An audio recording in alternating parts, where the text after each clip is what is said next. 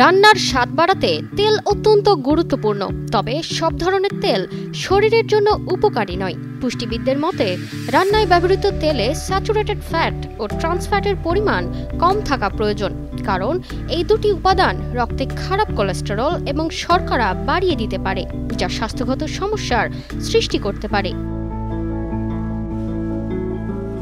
Soybean তেলে polyunsaturated ফ্যাটের পরিমাণ বেশি থাকে, যার মধ্যে ওমেগা-6 ফ্যাটি অ্যাসিড রয়েছে। এই উপাদানটি হার্টের রোগের ঝুঁকি বাড়াতে পারে, তাই এটির ব্যবহার কমানো উচিত।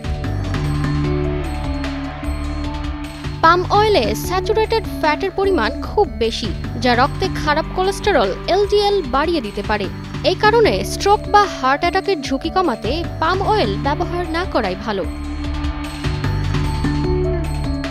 যদিও কিছু এলাকায় নারকেল তেলের ব্যবহার প্রচলিত, তবে এটি স্বাস্থ্যকর নয়, কারণ এতে লাউরিক অ্যাসিড রয়েছে, যা রক্তে ভালো কোলেস্টেরল বাড়ানোর পাশাপাশি খারাপ কোলেস্টেরলও বাড়াতে পারে।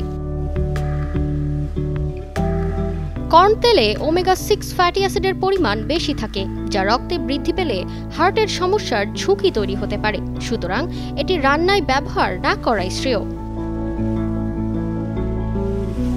কার্পাস বীজ বা কটনসিড তেলে ট্রান্স ফ্যাটের পরিমাণ বেশি, যা রক্তে খারাপ কোলেস্টেরল বাড়িয়ে দেয় এবং হার্ট অ্যাটাক বা স্ট্রোকের ঝুঁকি বাড়াতে পারে।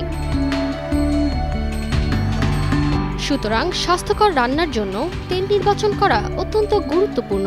শরীরের সুস্থতা বজায় রাখতে সঠিক তেল বেছে নেওয়া উচিত, যাতে পুষ্টির পাশাপাশি হার্টের স্বাস্থ্যও ভালো থাকে।